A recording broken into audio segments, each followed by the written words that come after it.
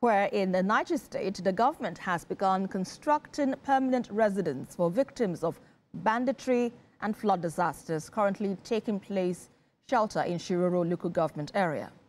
Well, the project is estimated to cost about 3 billion naira.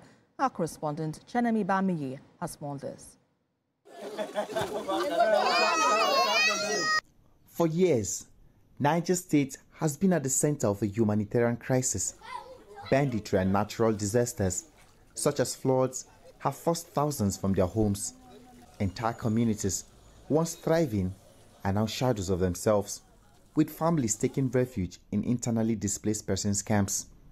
Some of these residents have been here for over 6 years, waiting, hoping for a chance to rebuild their lives.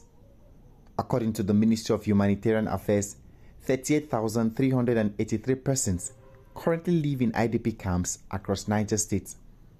This number is staggering and for the government unsustainable. When we came on board in this administration under the visionary leadership of His Excellency Governor Mohamed Umaru Bago, one of our core pillars, we had 4 pillars, we have 4 pillars for development, and one of the core pillars is improving livelihoods, improving the livelihoods of the residents of Niger State. And we looked at the issue of displacements. When we have people, it's something that was unheard of in Niger State.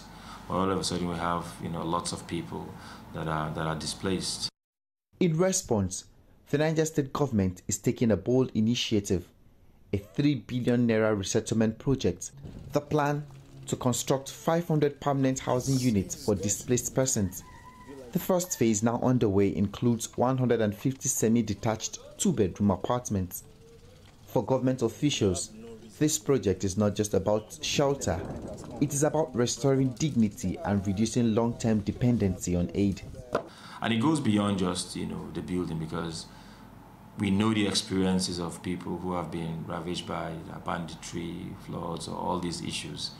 And so for doing that, it's a multi-sector approach. So there's housing involved, there's health involved, there's education.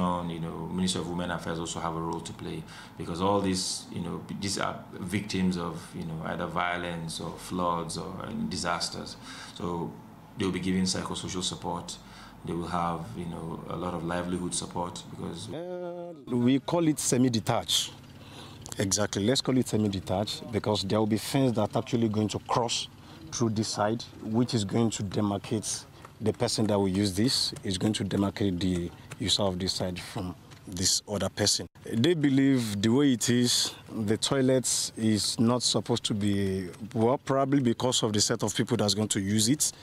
They believe the rate at which people will be here, you understand. This place is actually might not be, one unit might not be for just 2 persons. You understand, it might be for like 3, 4, 5 or 6 persons. But while the houses rise, life in the camp continues. Here in Guada, most men have gone to the farm for survival, leaving women and children to cope with the daily challenges of displacement. For many, the new homes are a welcome relief, but they come with mixed feelings. The resettlement offers security, yet it also means building life away from their ancestral farms and memories.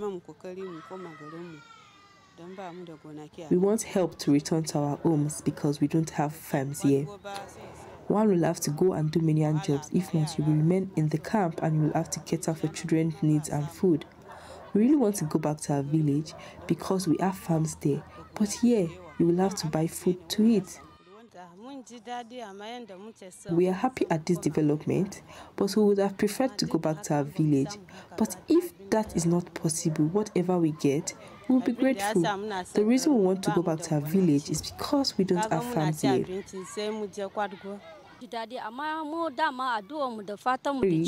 We are happy with this development, but our hope is that if we can get security to escort us back to our village and protect us there, we will be happy.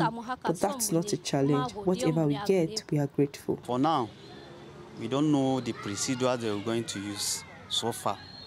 Maybe after they have finished the buildings, they may seek for our attentions to tell us to bring the data of household we have, We don't know how the government are going to do it, but we are waiting for them.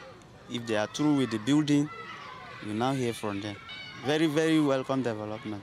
Because you can see here, all the classroom has been occupied, and here there is no hygienic. They don't have accurate toilet. They don't have accurate bathroom here.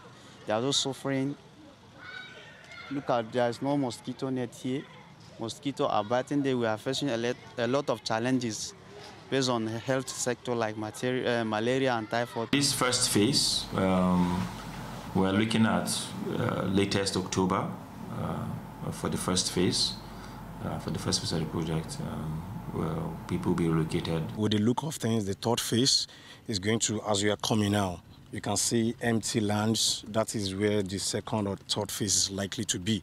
And it's going to consist of public facilities like schools, healthcare, mosque and churches. They choose to put them there so that even the villagers that don't even reside there can always have access to it as well. That is why it's being located at the entrance of this community. The resettlement project highlights a larger question. How does the community heal when displacement becomes permanent? For these displaced persons, the answer may lie not just in bricks, but in whether they can truly find belonging in the new land. There are a number of advantages that this housing project brings. First, it's a nearness to Mina, the city center. It's about 20-minute drive from here. It will reduce rural-urban migration because this place is closer to their villages and their farms. Secondly, the public infrastructure that will be built here, such as schools and primary health centers, will serve not just the people here, but also the neighboring communities. Chenemi Bami, TVC News, Guruso.